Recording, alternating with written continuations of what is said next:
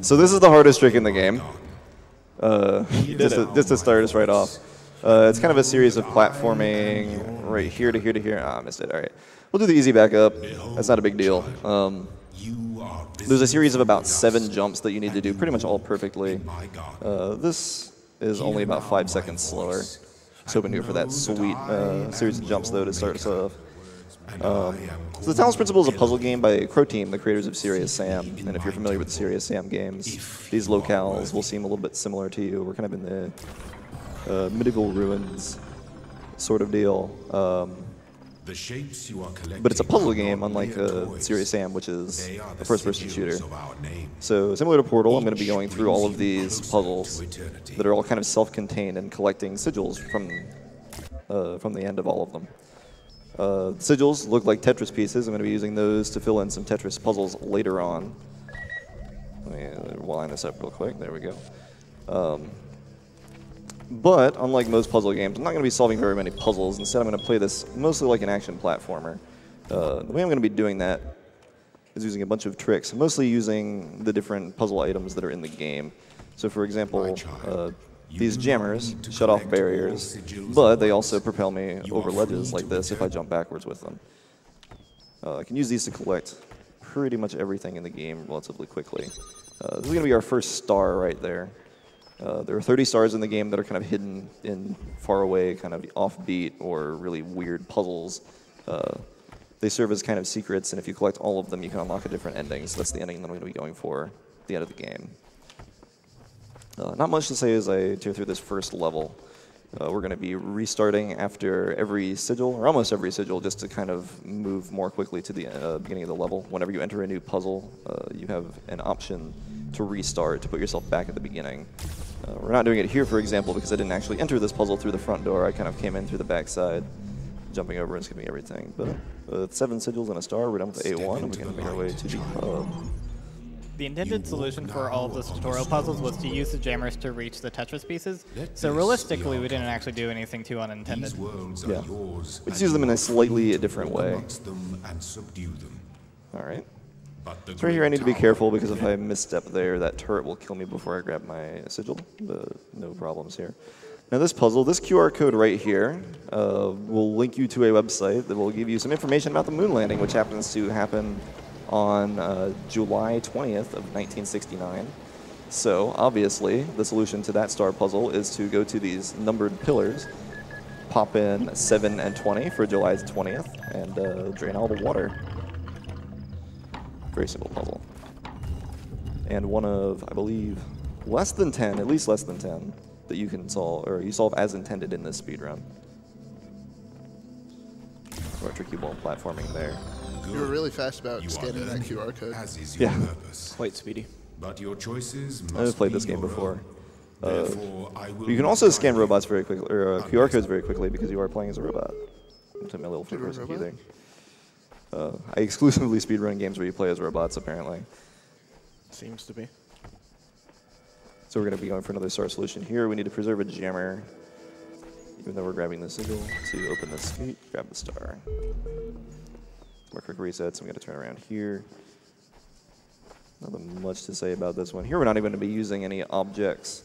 We're just going to kind of prop ourselves up onto this little piece of rubble and then up over this wall. Alright, so why are we collecting these Tetris pieces? Well, around the game we have all of these different panels that have puzzles. The yellows, like I'm using now, are used to unlock different objects. So this unlocks the laser connector, which lets me do some more complex puzzles involving lasers. They also work similar to jammers in that I can use them to object boost. And then the quick object boost here to grab one of these stars. Then we're going to be doing the same object boost and kind of making a wide berth around this level to pick up a couple more sigils.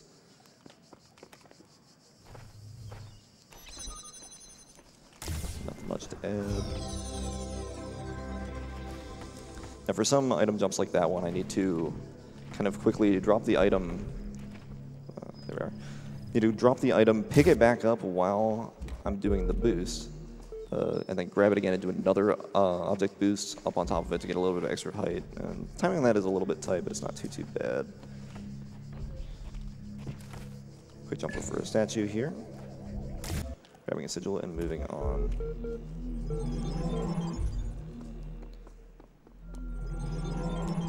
Alright. So I'm doing the levels in a bit of an odd order here. I went from A1 to A3 to A2 to A4, and this just kind of optimized the overworld. I'm trying to do it with as little movement as possible. So this is the bump jump. It's basically at the mercy of physics randomness here. Fourth try is not too bad. If you run at that block at full speed there and jump at the right time, you'll get a bit of an angle with your momentum, and it'll send you over that barrier. Going over barriers, there is a small spot here where you can get over. We'll just do it the old way. This is the first instance of the run of the laser connectors. Yeah. Mostly you use them to jump on top of walls. Yeah, similar to the jammers. All right, so here is another puzzle solved as intended. It's real hard. All right, I did it. Sweet. Nice. Moving on. So here we're introduced to the concept of crossing lasers. So lasers will block each other, but if you just walk through them 3 times like that, they'll unblock each other long enough to open a gate, just long enough for you to squeeze in. So we're going to be doing that again right here. 1 and 2 and 3. And that's all for A4. Now we need to pick up our friend, the companion cube. Wait, sorry, it's a hexahedron. I think companion cube is copyrighted Valve or something. Cubes are very useful. You can stand on them, you can put them on buttons, and that's kind of it. But they're very useful in just those 2 things. Coming up here, I'm going to be doing an object boost on this gate. The gate is incredibly slippery, so when I get this boost, yeah, there we go, it'll boost me real high and get straight over that wall. And we're going to take a bit of a interesting path here to grab this star. Up and over this wall. Easy. Now, Deception's a pretty easy puzzle. I just need to run straight through it, grab a jammer, and do an object boost. So we've got time for a quick donation while I get between this one and the next one. All right, we have $100 from Missia. Hey, Azorae, did you know that you can hold X to reset? Shout out to the Unconditional Love Club, Azo Squid. Wow. Thanks, Nisia. Appreciate that. A lot of people in my chat love to spam that you can hold X to reset, because every time you do it through the menu, which is apparently incorrect even though it's much, much faster, the little text will pop up. And whenever people post it, I start noticing it again, because after playing this game for so long, I've kind of tuned it out. See, it's like right there, right in the middle. There it is. I've just never noticed it. It just kind of blends into the background for me, but every so often people will bring it back to the forefront. Alright, A5's coming up. Neat little weather effects in this level. Starts out raining, and then every time you collect a sigil, the weather will swap. To the purpose of the hidden words. Thus, all Alright, one little puzzle similar to the puzzle in A2 where I need to do the double item boost right there. And here we're going to be using the same jump twice to get up on top of a corner and make our way to a sigil over to the right and a sigil over to the left. So I'm going to be doing the same trick twice. We keep those donations coming, that'd be sweet. All right, we have $20 from Zemophobiac. Hey, Zem here. Shout out from the Talos Principal speedrunning community. This run is amazing, and the community has become an incredible part of my life over the past year. I don't regret a minute of the hundreds of hours I've poured into helping break this game. Hope you do good. Good. Yeah. Good. Thank you very much, Zemi. I'm glad Zemi decided to donate in the form of, you know, to the stream instead of cheering 1 bit while I'm at the hardest part of that last level. It's a fun little habit he has. All right, so when I ran this game at SGDQ 2016, we didn't do a whole lot of these. I'm going to change my settings a bit so that I don't accidentally launch myself into the stratosphere. And if I stand just right here, this cube will launch me straight to the star. Nice. A+.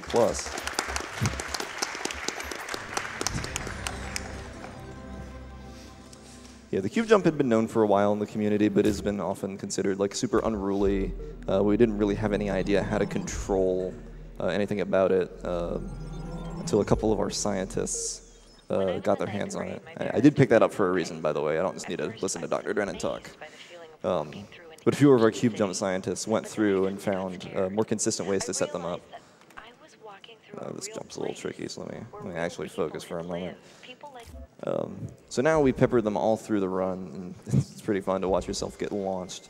So setting your frame rate lower will actually make the jump go lower. Setting your frame rate higher will make the jump go higher. And then your player speed also affects your trajectory of your jump. So normally I always play on fast because it's a speedrun. You've got to go fast. But setting your speed to slow will make some cube jumps work. Otherwise, that otherwise wouldn't. So I'm going to use this same connector from this puzzle to just get up on top of this cliff. I'm going to try for the swag jump. Let's see if we can get there. Yay. Through the trees. All right. And our friend the paint bucket should be spawning right here behind this statue. So this is paint. Paint works similarly to the soapstones in Dark Souls, if you're familiar with those, where you can leave messages for people. They're only visible to your scene friends, like right here, Zemiphobiac. Thank you for your donation. You have no idea what's going on, neither do I. Unfortunate there, fell off the barrier. Some of these jumps are very tricky. The barriers are razor thin, and the walls are all super slippery. So a lot of this platforming is actually just like a rote memorization of where you can and can't stand, and it's kind of surprising all the places that you can't. But I've got just one more star to pick up, and I'll have finished World A. Rejoice. Rejoice, Hey. All right. For you have fulfilled all your tasks. Take that, in this Tetris land. Grandmaster. You have conquered all its guardians and solved all its mysteries. So these elevators are normally super long, but if you input that sort of button pattern, the game is kind of confused at what floor you're on, and will set an autosave at the floor that you're going to instead of the floor that you're on. So as soon as you see that little save message, the double click. As soon as you see that little save message, you'll know that you can just reload. A new land. And it'll put you on the floor you're going to. Now, World B, we actually do in order.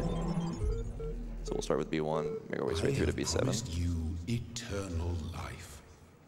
But know that So we got the best paint eternity spawn may only for this be level, which is attained by good. those who serve a purpose Paint will spawn greater randomly, than themselves. which is a little All bit else unfortunate. is decay. So it was written But in the hidden words we've before actually the beginning managed of to time. figure out exactly what makes the paint spawns tick, and there are 5 separate paths that the paint can spawn on. Normally when I'm speedrunning, I have a document that has them all listed, but I left that at home, so I'm going to be hopefully able to remember all of that. I'm sure Dark Kid's rolling over, yelling at me to actually memorize them, but that's way too much work. Just have a little notepad document. Unless, almost forgot something very important here. This is, I think, puzzle number 3 solved as intended.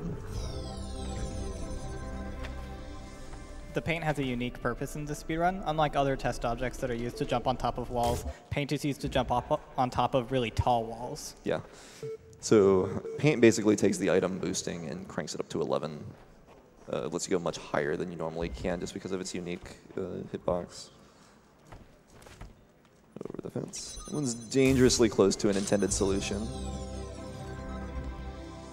But here we can just use the jammer that I had from that puzzle and just aim it straight through the wall. Alright. And we have our paint in the correct spawn, ready for us to just go right over this corner.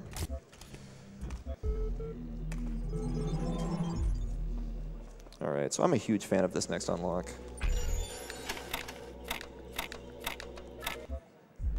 I've now unlocked the fan, which you can use to push yourself around or boost yourself over walls. It's not nearly as cool as the way that I normally boost myself over walls, but we're going to be using fans to do some pretty cool stuff a little bit later. And yet your will is free because you were made. Alright, second cube jump's coming up, but first I need to do a fan snipe. So, this fan is activated by this button, but I need this fan with me. So what I'm going to try to do is grab this fan at this very same instant that I touch this fan. And if I do it correctly, well, yeah, that's a big if at this point. There we are. I'll take the fan with me and can use that on this button, set up my cube jump, come over here, and we're going to go slow 60 this time, so this one will go much higher. I need to line it up. It'll be right about here. We'll go with here. Wow. Not quite. A little bit too close. It's not a big deal. I can just go back and set it up again. Fan snipe, please. It's definitely harder at slow 60. Ah, damn. All right.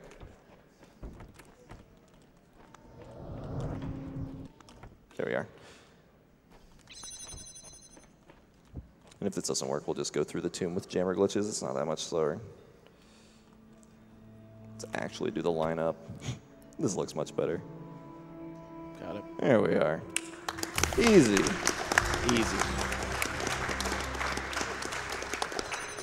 That's what we call in the business first try. Every time. Is that the first jammer glitch in the run? That is the first of, I believe, 2 jammer glitches. This is the second of 2 jammer glitches. So normally, you can't grab objects through barriers, and that's what the whole cube jump is based upon, is that you normally can't grab objects through barriers, so the game gets confused by what you're trying to do when you put a cube on the other side of an open barrier. So this is especially important with jammers, because if you could grab jammers through barriers, you could just break every puzzle easy by grabbing a jammer through a barrier. And these object boosts are super weird because of the odd geometry on these rocks. Oh, come on. There we are. But if you position yourself just right, you can actually grab the jammer through the barrier by putting yourself directly in the middle. B3 is a bit of a cool level. Nice and bright compared to the last one. So Eagle's Nest, we're going to be doing a cube stack. Normally, if you try to put a cube on top of another cube while you're standing there, like, it won't let you. But if you put it exactly right there, you can buffer a jump and make it all the way over. And now we're going to be using this cube to do a couple of different things. The first thing we need to do is grab this star. So there we go. Now we're going to be grabbing 2 sigils from the other 2 adjacent puzzles, and then we're going to be using a cube jump to grab the last sigil in this world. So here I need to be very careful with this platforming, because if I fall off at any point, it's obviously very, very bad for me. And I need to maintain this cube, so I managed to make it across, plant this cube here, use some of the game-intended guided jumps to make it back up to that wall, and grab the other sigil. Here we're going to be setting up another cube jump. And again, change my settings just to make sure this works. So we go to slow, 60. This one's not nearly as precise. We just need to kind of fling ourselves over here. And as long as we land remotely close to it, we'll be just fine. All right. So B4 introduces the recorder, which is a super cool test element. It lets you kind of hit the recorder, record a series of movements, and then hit the recorder again to play back those movements, and like 2 robots working at the same time will solve the puzzle together. Please. So it's a super cool mechanic, and I'm going to be completely skipping it in this round. Paint jumps much, much faster. It skips the Tetris puzzle, and it skips a lot of headache trying to route all the recorder stuff, which is not very fast. It's not often that I overshoot these. Now, all the item boosts are frame rate dependent, so when I'm playing on a PC that's not my own, like I am right now, everything feels just a little bit different. And these are definitely difficult just to begin with, getting up onto these walls. So there's going to be a few things that I am hopefully going to be able to do relatively easily. Like even the paint jumps, if I mess one up, it is almost free to just retry it. But we've got a bunch of these statue paint jumps to do in B4, so now's a pretty good time for a donation. All right, we have $20 from Ben. Hi all, haven't ever had a comment read, but here's hoping. Had to donate during one of my favorite games, the Talos Principle. I love everything that y'all do. Keep up the great work. Shoutouts to my friend Matthew and my wonderful fiancée Moria. Oh, and oh yeah, save the animals.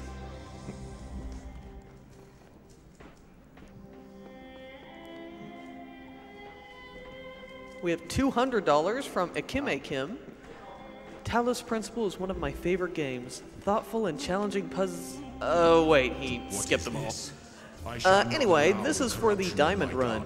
Last year, the GDQ hotfix hosting the Necrodancer World Cup Finals introduced me to the world of Condor racing. Lots of love to that community and rip phasing. There's a star inside that Sphinx that I need to line up a laser for, so we're going to go ahead and grab another star that's right here using this connector. Got a little overzealous there with the tree. Trees are notorious for being completely awful in this game. There we are. And there's a particularly nasty one coming up in the next level. That's probably going to give me a hard time, but we'll see if we can get there. All right, B5 is an interesting level. This is the monument level. You can see there's a star on top of this monument. And what you need to do is you need to chain together a bunch of different elements from a bunch of different puzzles to make it work. You need a blue laser to activate the fan. You need the fan itself to launch yourself up to where it is. And yeah, unfortunately I went a little bit too high there. Again, this is a frame rate dependent jump, so playing on a new PC means I'm going to have to kind of recalibrate myself a bit, but I was very close right there. Okay. Second try there is not terrible. I'm gonna link together all of these things. Grab our sigil. Make our way here. Now we're gonna be doing a cube jump here. The setup is relatively precise, but even if things go a little bit poorly, there are backups. So I need to look at this rock on the ground right here. I need to look at that spot on the cube, do a cube jump, and hopefully I don't hole-in-one myself. There we go, perfect. Got it. Excellent landing. Now it's very important that I don't get myself killed there because it will reset the laser. And that actually adds a little bit of challenge to routing this level because you need to have that laser active for the entire time. You can't actually reset after you do each sigil like you do in most normal levels. So I'm going to go ahead and steal that jammer out of that puzzle, bring it over here. Makes this puzzle a lot easier when you can just, turn off the exit gate. We're going to be doing something similar with this one over here, then stealing a fan and heading into the monument.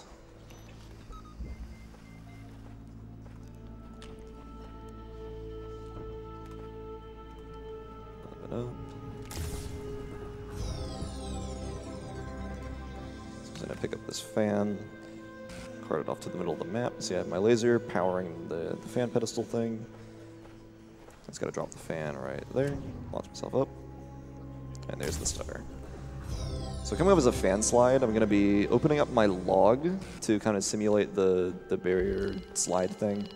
I'm going to try to get myself stuck on the edge of this fan and it'll just launch me forward like that. That happens a couple of times in the run. It's a very strange glitch, and I'm not sure exactly why it works, but it is very helpful unless you beat that puzzle very, very quickly. When you overcome B6 is a relatively simple level, one of the easiest in the run, so now is definitely a good time to get some donations in. That is the spark of All right, we have a $25 donation from Gigabyte. I originally started speedrunning because of Azorae's Talos Principle run last time he ran it at SGDQ, so I thought it would be fitting that my first donation for this GDQ would be during this run. Good luck, Azorae. Azo cheer. We have $155 from Paddle. Wow. I had a lot of fun watching this run last year, and I'm glad to be able to see it again this year. Thank you to all the runners for being gamers without borders.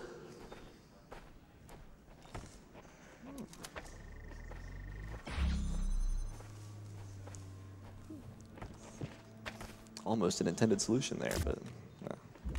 Item jumps coming in clutch at the very end. Alright, B7.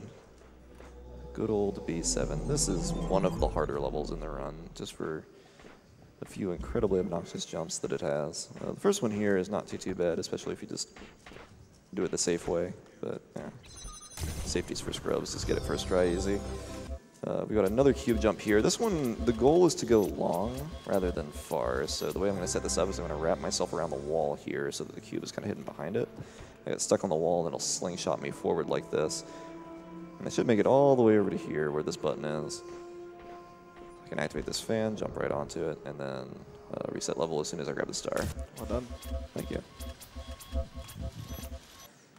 All right. So we're not done with the fan across forever yet. We need this jammer. We're going to be going back in the direction that we just went, although a little bit more slowly. And I'll try the jammer jump here once, but this is incredibly finicky, especially when I'm not familiar with the frame. Oh, never mind, I'm fucking great at this game. Oh, excuse me.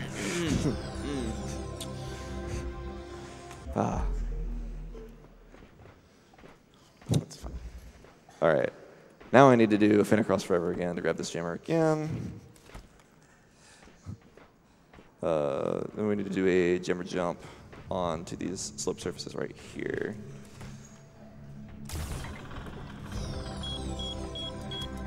Connect these together, and then we will use this jammer just one more time to get back over this wall.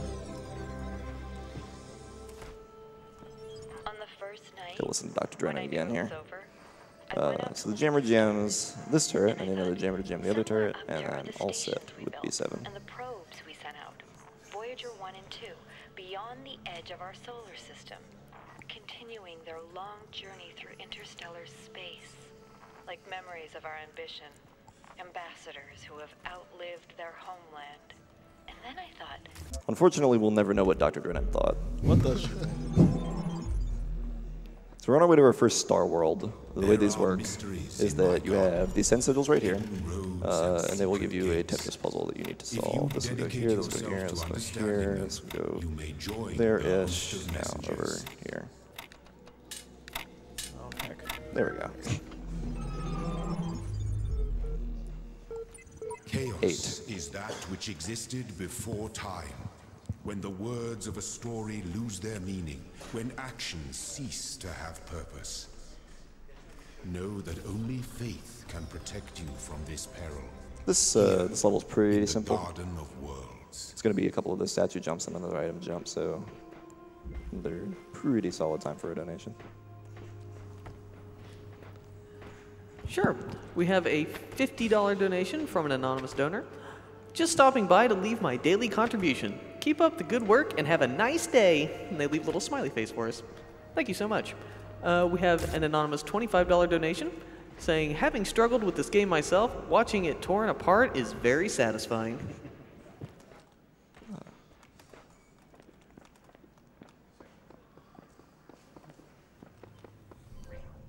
All right.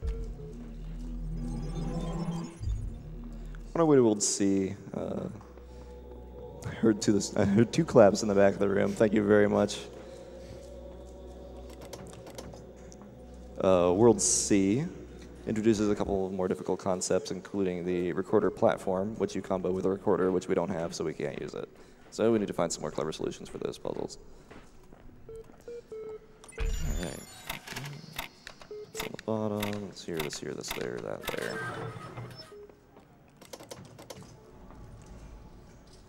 You have come far.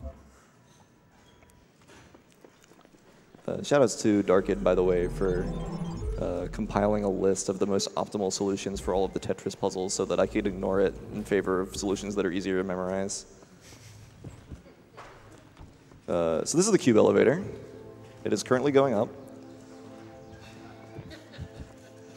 And thank you. Now, this is a relatively precise cube jump that I need to set up here, so it needs to be kind of... By relatively precise, I mean it needs to be kind of there-ish. Okay, that's definitely not going to work. All right. That looks much better. So there's a little red dot conveniently placed right here, and I should fling myself directly onto these battlements. Perfect. Easy every time.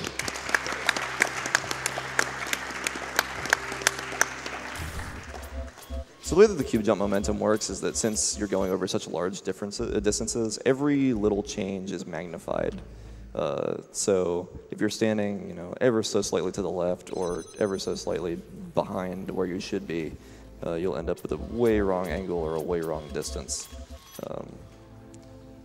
A lot of the times it doesn't matter, like this one. Like hopefully we'll get a hole in one here, which would be just great, but it looks like we're gonna come up a little bit short. I wanna go fast, please, thank you. That's why we're here. Nice. So that one we land here, and again, this is a little bit finicky doing this with a cube, but you need to jump over the barrier and then back. And I do need to keep this cube. Well, I guess I don't need to keep this cube. can use this little statue bit instead. There's tons of Easter eggs in this game. It's a Crow Team game. Crow Team loves their Easter eggs, including this little statue here, which is in pieces around this level. You need to go around the level, find all the statue pieces, and then connect them all together. Fortunately, the statue bits have collision, and I can use them as platforms to reach the back sides of puzzles. One more item boost. This one is relatively precise. We need to do about right there. Excellent. And then we'll be on our way to C3. Skipping C2 for last. So we had a normal paint spawn, which is good. We'll do another fan slide here, and then a couple of paint jumps. So again with the fan slide, stand here, open up your log, do some quick jump inputs, and slide your way to the sigil there. All right, so this cliff can be relatively rude, so hopefully, relatively rude. I was going to say, hopefully it doesn't launch me in some weird direction, but at least it did it then and not like when I'm trying to do this jump. Oh, all right, it did when I was trying to do that jump too, sure. All right. I have gone way too far. So these cliffs are super finicky. Anytime I'm doing any sort of item jumping on rocks, because of their weird geometry, they have a tendency to push you away, push you around, and just make your life absolutely miserable. Okay. Sounds good. As is tradition, that has literally never happened before. We've done it. We finally got that star and sigil. Awesome. One of the nice things about paint is because they're not used to solve puzzles, you can take them through the barriers freely. Yeah, they're the one object in the game that can freely move between puzzles and hubs. All right. So here I'm just going to run around the back and use the rocks to platform up a cliff. So if we've got a donation, now's a great time. All right, we have $50 from Darkid. Just wanted to say hi to Azorae and provide some interesting tidbits. There are 7 levels with intended solutions. There are 11 cube jumps in the run, of which 10 are on slow player speed. There are over 100 checkpoint restarts, and jammers, connectors, and cubes are used more often for jumping than for their intended purpose. Old gods.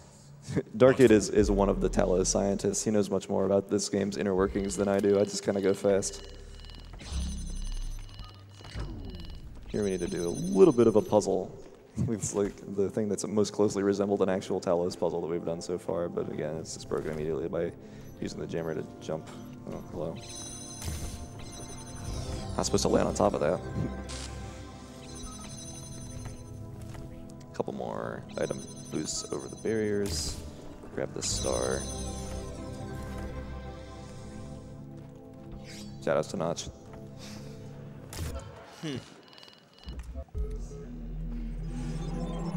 Alright. There's the platform. We don't need it. We're not going to get it. C5 is actually cursed. Every world record run has like a 30-second time loss in C5, no matter who has it. So this run, probably nowhere close to world record, so we should be just fine. So here we're going to go to slow 25. 25 is useful when you want to do a kind of low arced cube jump. And there, I need to set it up just right because the slower player speed makes it a little bit more finicky to do. But there we go. Right there. Just a short hop. Now we need to balance that precariously on top of that little fan container, and then we'll grab this. And I want to be on slow 60. Perfect.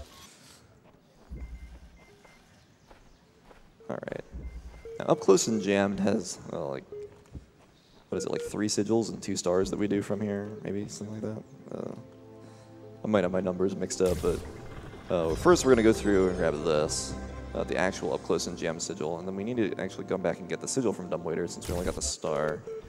Now, we can grab these 2 cubes, stack them up here, safely grab this jammer.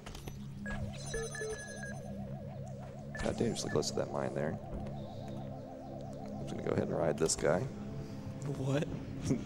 That is actually the intended solution. One of the less telegraphed things in this game. It's like not taught anywhere explicitly, but you can put cubes on top of the buzzers and the mines, and that's the trick that normally loses people a bunch of time on world records. This bump jump, but you can put cubes on top of mines and buzzers and just ride them around. That's really cool. This is the only level in the game when you reset and the wall is to your left instead of behind you, so that's always incredibly confusing. Alright, on our way to Sea Star. Again, there's probably a more optimal way to do this with fewer rotations, but this one's incredibly easy to memorize because you just do the bottom 3 layers and then you just have 2 lines and 2 squares. Alright, so this is the most difficult cube jump in the run. Many ages have passed. I'll try it, and if it doesn't work, I'll just go through the alternate strat, which is much slower, but also much faster than trying to get this cube jump for the next, 5 minutes. The garden has changed. Now I do have to be at slow player speed here, so I kind of move obnoxiously slowly when I'm not moving forward. I remain. Alright, so this setup is relatively precise. I want to get as close to this corner as I can until it pops like this, put it slightly on the side of the barrier, and then actually block this guy off so that he doesn't bother me while I'm doing my setup. There's this one shiny little rock right here. I kind of want to center myself on it. Even at slow player speed, you still move way too fast. I'll look right here, and hopefully we'll get the hole-in-one. Oh, all right. Excellent, excellent.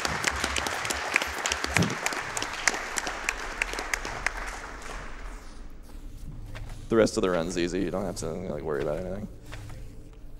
All right. A couple more barrier hops here.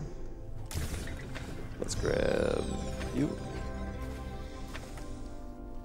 Excuse me. There we are. The beginning. Then we get to Nexus, this other puzzle right here.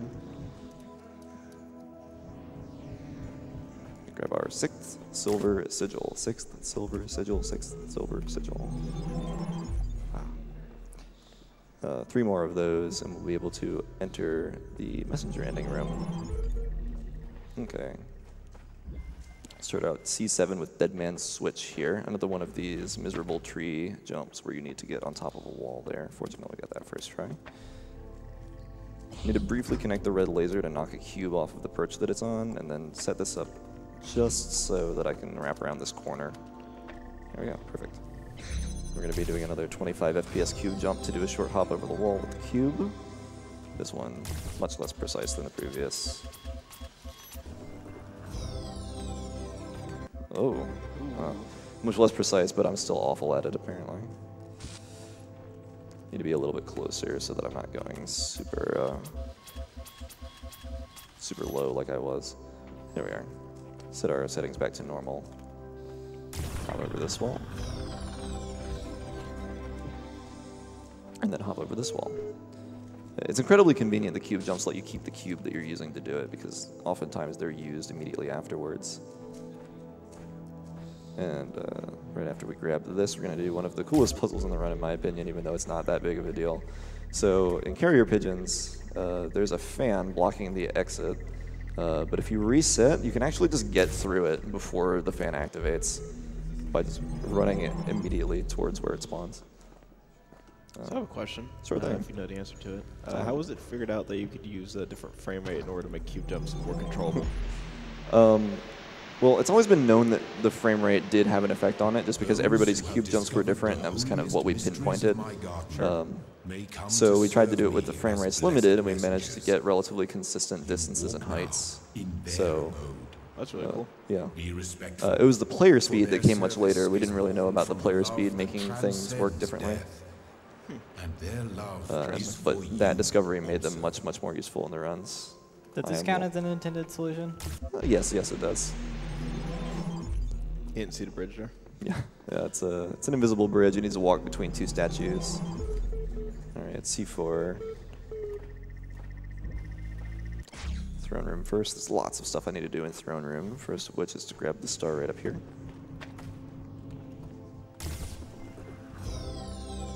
I need to buffer a jump to get over to this, connect this red laser, and use this cube to solve the puzzle. I'm going to kind of place it just so that it's tilted like this, and you can jump on top of it. I need to place it a little bit closer. There we are. Now I can use a guided jump to get here, collect our sigil, and then set up our next cube jump. Again, this setup is relatively precise because your landing zone is not large, but shouldn't be a big deal. This is the one you don't set to slow for. This one you do on player speed fast. That should land me right on this roof. Drop the cube in front of me to hold all my momentum so I don't slide off. Like I said, stuff in this game is incredibly slippery. You're already on fast, unlimited. Alright. Now I don't have my handy dandy paint document with me, so I need to try to remember which one goes with the route that I'm on. I believe it's right here. Yes. Okay. So we're gonna do 2 paint jumps in this level. One in armory here. Now this jump is actually relatively tight, so I need to make sure I'm timing it correctly. All right. You can tell when a jump is hard because I hit my spacebar harder. Another quick paint jump in stables. This one's super easy on the SGDQ computer compared to mine because my frame rate's about 40 or 50 higher than it normally is, and I get a lot of extra height. This game is totally pay to win. Alright, C2 is the last real level. Was not misplaced. And just looking at my totals, it appears that I have collected everything. Wisdom in these trials. So, shoutouts to not forgetting things in your 100% run. Journey lies close now. Do not falter. Do not fear. Another hard jump. Another hard spacebar smack. Another one right there. Sweet. This next trick is only possible on consoles. Nice. So the bump jump height is actually affected by your frame rate. So we crank the frame rate all the way down here to 15, which unfortunately makes the game look completely awful and play even worse. So let's get that out of here. But it does allow you to get enough height off of that bump jump to make it straight over the wall there. The top half of that tree doesn't exist. And we'll make it straight over to ditch and a fence, where we can grab, oops, grab this fan, grab the star, and then jump over this to here. One more paint jump to do. I'd also like to take a moment to remind everybody, well, there we go. We can turn these a little bit up now. A little bit up to low. Perfect. Uh-oh. It's fine. This is what changing settings looks like in this game. There we are. Okay. I'd like to remind you all that we're benefiting Doctors Without Borders, so please give us all of your money. All right, the game will look much prettier now that we're on low instead of lowest, but let's grab this paint right here. And hopefully, wow, there's so many shadows. I normally don't play on graphic settings this high. This is scary, I'm going back.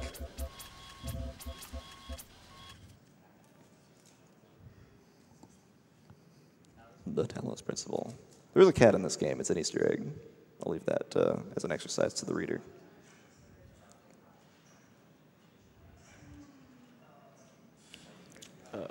It's fine. It takes a while to change settings.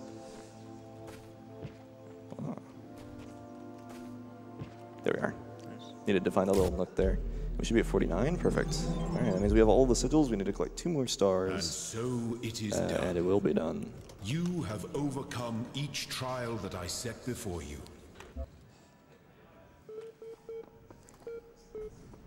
All right, off to the tower. So Elohim has forbidden us from climbing his sacred tower. So of course we're gonna do it anyway. Shoutouts to, I believe it's Exodasher, yeah.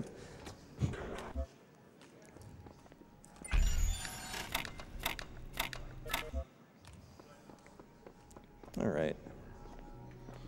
So this first tower puzzle is pretty easy. Just jump to this wall, to this wall, to this wall, to this wall, to this wall.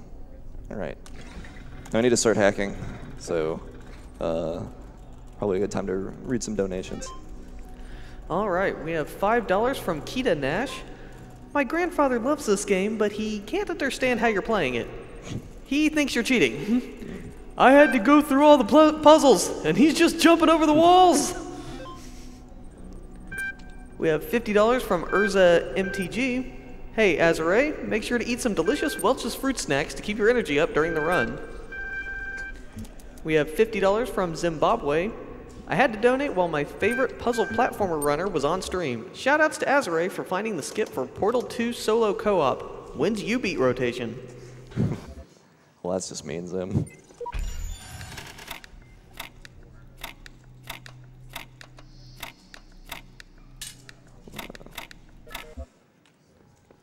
All right. Well, that's all I needed to do for now. We'll save that for later. Now it's very, very important that I don't restart level after grabbing this next star. It's very, very important, and I do it all the time anyway. So hopefully my muscle memory won't just kick in and restart levels. That's the last time that I can do it until I have the next 2 stars. So I'm mostly saying this for my sake. If I say it, I tend to remember it just a little bit better. So there's a little tiny gap in this wall, which is just perfect. We can steal some cubes. Now we need to grab a cube through this wall, so we're just going to jam it into the wall just like that. And then I'm going to be using another glitch, similar to the fan slide, where I'm going to kind of block my way while I'm sliding. The game doesn't know how to path me, and it'll just teleport me through the barrier with the cube.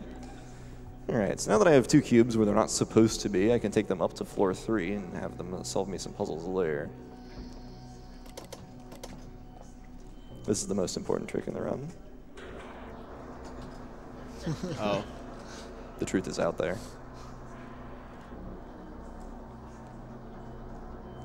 This is the only elevator ride we actually have to do, because if you restart, you lose your cubes. Wow. So a second cube stack's going to happen here, and then I'm going to grab the star, and I'm not going to restart level. I'm not going to do it. I'm not going to do it. This cube stack is a little bit more difficult than the one in Eagle's Nest. You need to kind of position your cube right about there. And then this one right about there. Buffer another jump on top of it, and don't reset, don't reset, don't reset. I did it. I didn't restart level.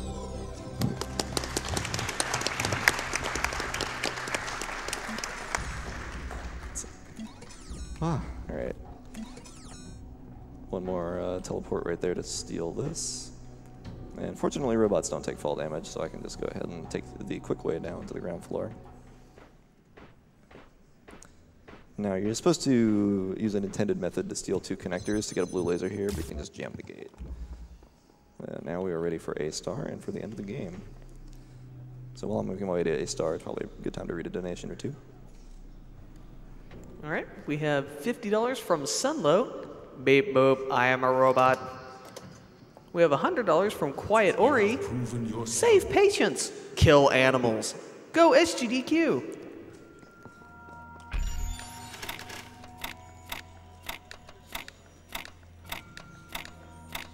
All right. So lots of things can go wrong on A star. Hopefully they don't. The first sigil is pretty easy. We're going to be using one of the jammers and nerve wrecker to get onto this wall and just make our way that way. Let's go up and over. There's our paint spawn. Unfortunately, we don't need it for this level. 2 more to go. This one's much more difficult. I was talking about the razor-thin barriers that you need to jump to. Well, this one we need to right there. Land on it like that. All right. Grab our sigil here, do a couple of item boosts up this wall. All right. I was actually able to get that in one shot, which is interesting, because on my PC it takes 2 boosts to get up there. Which means I need to be extra cautious on this one. I'll try with 2 first and see if I can get all the way up. Not quite. All right. So that's the triple item boost there. Gets you up there, gets the last sigil, and now we can make our way to the end of the game. The intended solutions in A-star are something else. Yeah. So the intended solution to that last puzzle that I just did is to find a fire axe in like the middle of that world, take it in, chop down a tree, and then do a whole bunch of other crazy shenanigans like that. So the star worlds are kind of, you know, similar to the star puzzles themselves. They're kind of off the wall and goofy, which is pretty neat. Oh, that was the wrong floor. That's unfortunate.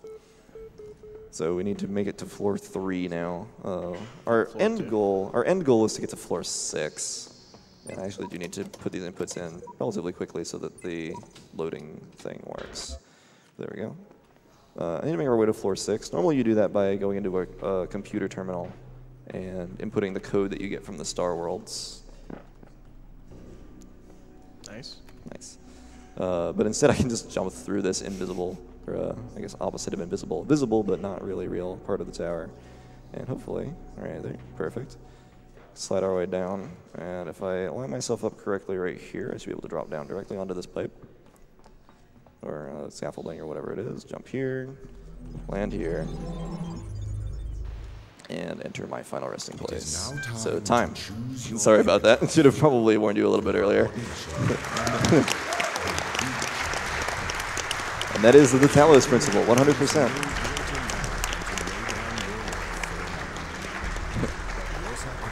Well done. So, yeah, special shout-outs to the Unconditional Love Club, of course, and the rest of the Talos community. Zemi, Darkid, everybody else. See if I can remember everybody by name. Kojo, Exo Dasher. You're putting me on the spot here. If I didn't list your name, sorry you didn't make the cut. So if you enjoyed this run or want to see more like it, you can follow me on Twitch, right here. There we go. Oh my god. That was good. So I appreciate you for having me. Thanks for watching. Hope you enjoyed. And Portal is up next with Alex.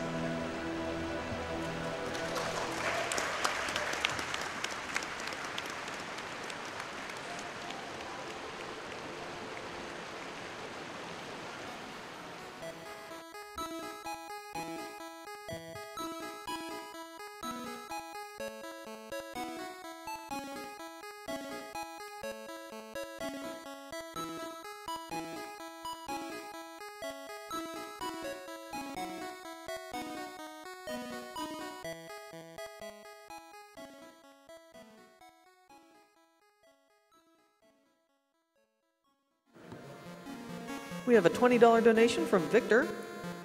Greetings from the Netherlands. Me and my friends have been watching GDQ events for years, and every time it gets bigger, better, and faster. Keep it up, guys.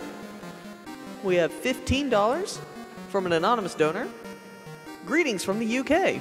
I've been tuning into the stream all week, and I've been enjoying it immensely.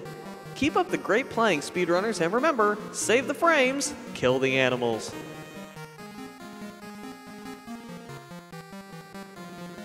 And we'll be right back, but first we're going to play a brief Twitch ad.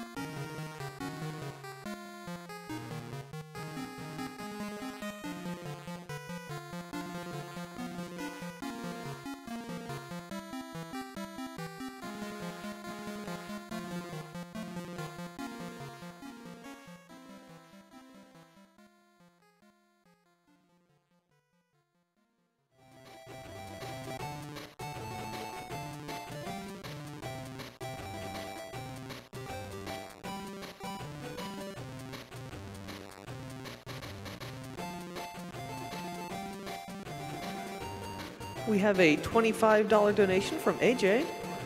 I'm stuck home sick, and I couldn't think of a better time to donate for a great cause. Thanks to all players, staff, and supporters for your time and talents. I look forward to this event every year.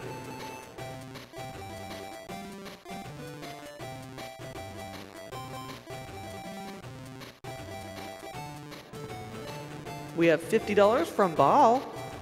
Talos and Portal back-to-back. Hell yeah, shut up and take my money.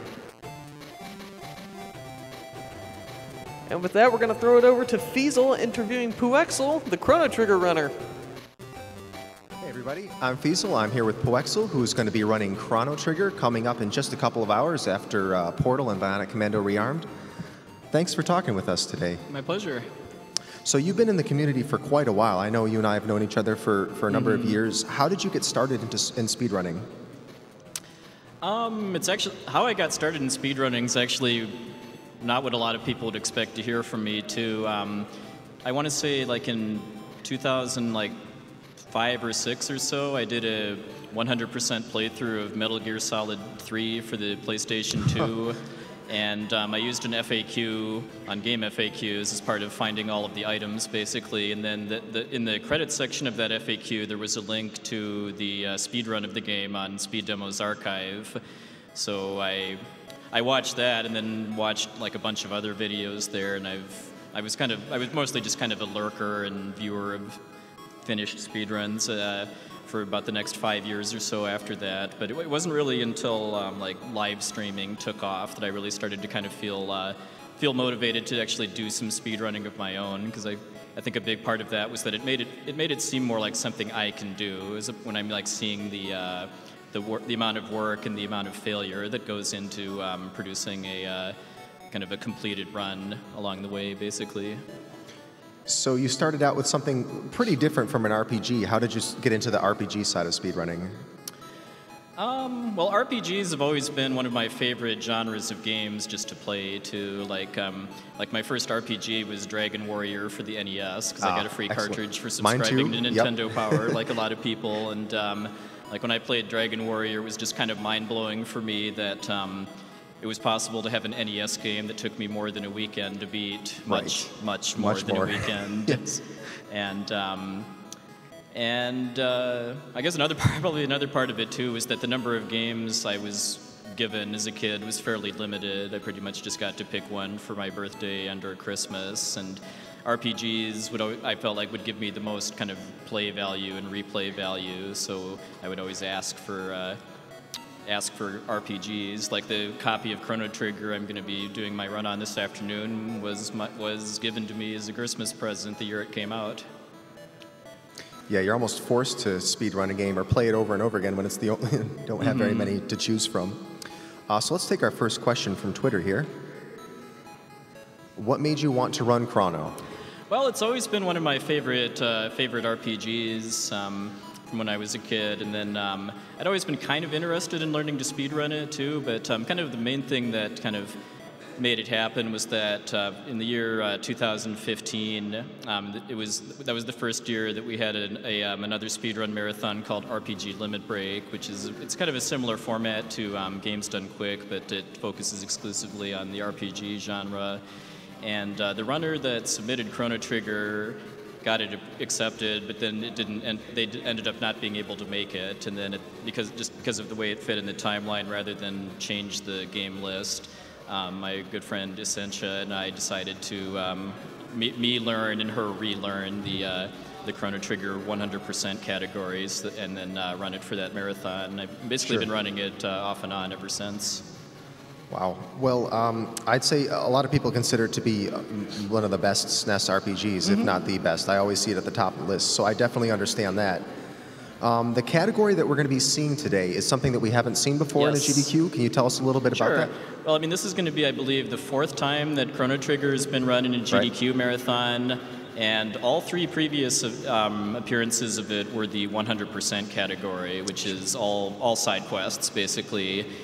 And this is going to be an any percent category. It's any percent no wrong warp, or any percent no Lavos shell skip, as it's called in the community. And I mean, even people that have saw my run of it 2 years ago are definitely going to be in for some surprises too, just because this category is roughly 2 hours shorter than than 100%, and how exactly I finish the game is probably going to surprise a lot of people too, because it's not only going to be about exploiting both programming glitches and also manipulating random elements in the game, but also just really capitalizing on the way the game is structured too, as far as like when it gives you access to the final boss, along with the tools that you need in order to defeat it.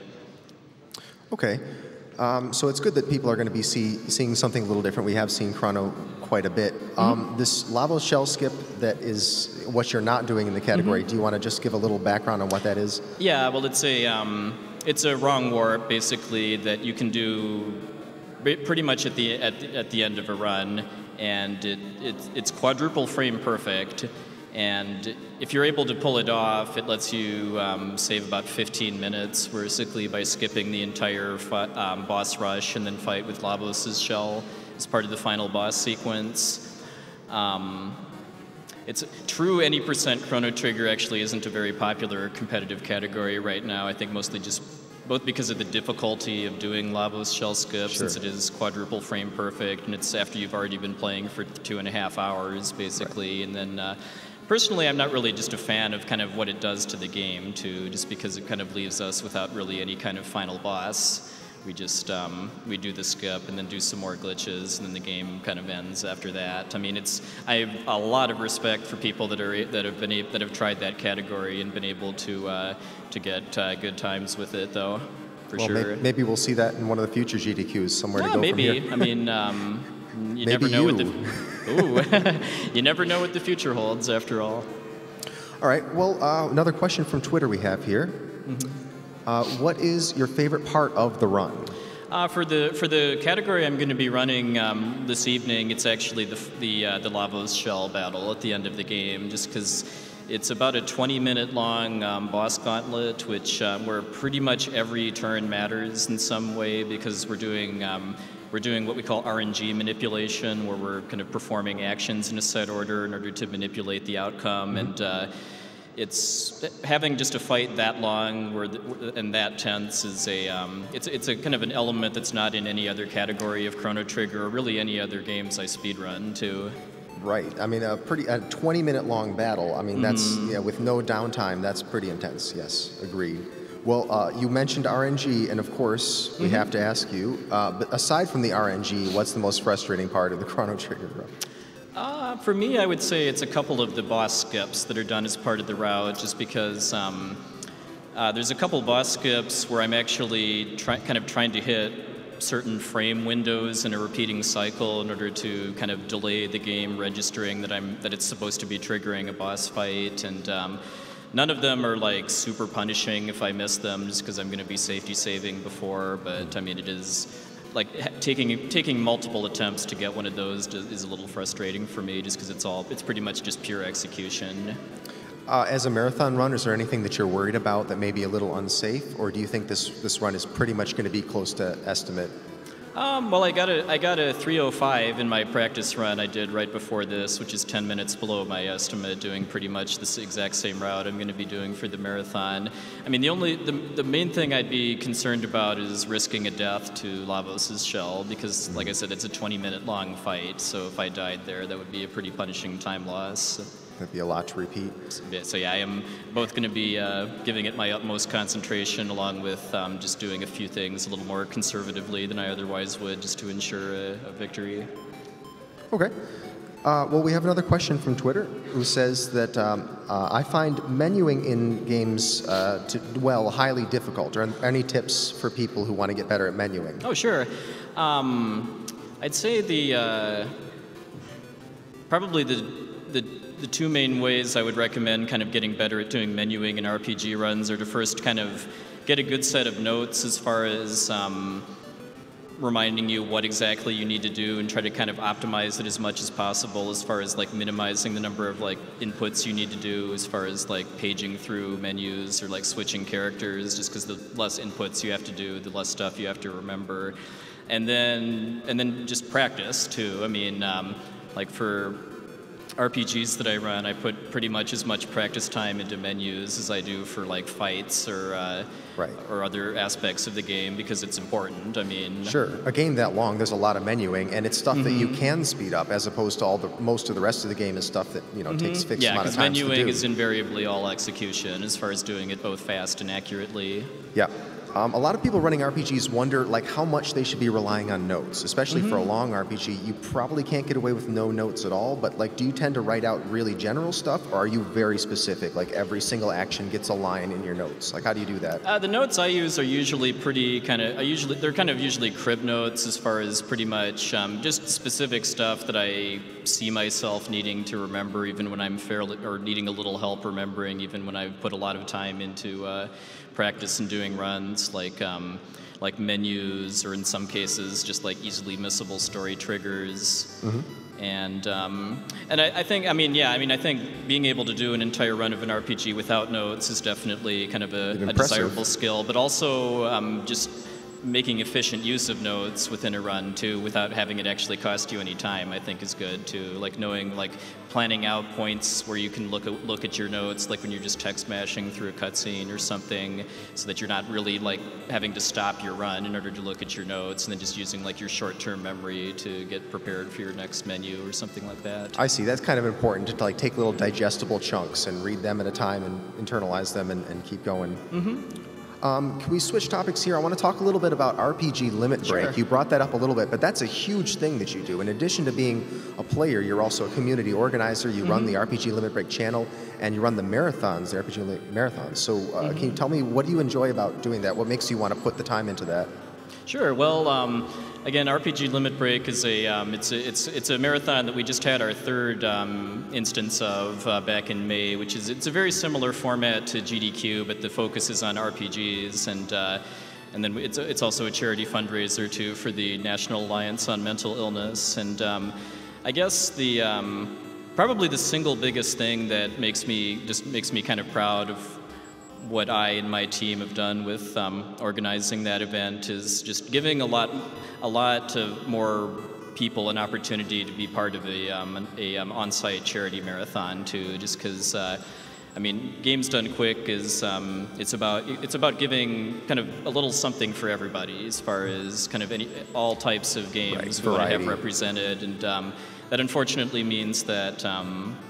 There's only so many hours that we can allocate for the RPG genre, and because the runs are longer, that means usually only like 3 to 5 runs or so. So having another event where we can fit like 40 runs basically over the course of a week just kind of gets a lot more people in the community that opportunity to just to kind of be part of a special charity fundraising event like that. Yeah, it seems like it really solidifies the community too, giving all these RPG runners kind of a rallying point. Do you guys have a Discord, or if I'm an RPG runner and just in general, like where would I go to meet with other people who like this stuff? Well, we do have a Discord. It's discord.gg/RPGLB is the name of our Discord server, and yeah, I mean there's a channel there just for generally talking about RPGs or speedrunning them, along with about the RPG Limit Break event itself too. So yeah, anybody interested, definitely check us out. Okay, great. Well, thank you so much for talking with us. My pleasure. And your run is coming up after Portal. We got Bionic Commando Rearmed, and then Chrono Trigger. So just a couple hours from now, we're going to see Poexel running Chrono Trigger, and that is going to be probably one of my favorite things to see in this marathon, I got to say. So anyway, thank you, and we're going to throw it over to the front for Portal.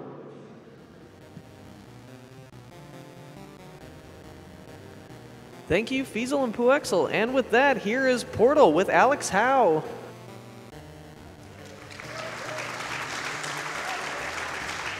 Drop twitch.tv/Azorae from the server.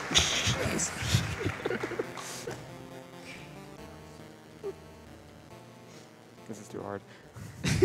What does that console command do? Oh, it's great. Don't worry about it. Oh, yep. Okay. Unknown command. Am I on screen now? We are very live right now. Oh, hi. All right, so time is going to start as soon as my crosshair appears, so it's not right away. So I'll give a little bit of countdown before it happens. Normally we're not actually in here. We normally do a thing called vault save, but that's cheating, so we're not doing it. Timing will start about now. All right. So this is inbounds. Quick definition of the category is that you are not allowed to put your camera or portals out of bounds. And everything else is fair game, essentially. But I'm going to quickly introduce my couch. There is Ace of Spades. He is the glitchless world record holder, also a very good inbounds runner. There's my evil twin brother from the future, Azorae. Say hello. Hello. Ace also say hello. Hi. And then there's Rob, Perp. He's just there. Hi. Hello.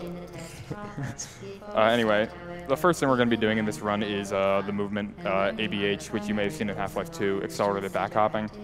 How it works is when Valve wanted to patch out bunny hopping from the source engine, they made it so the game pushes you backwards if you go too fast.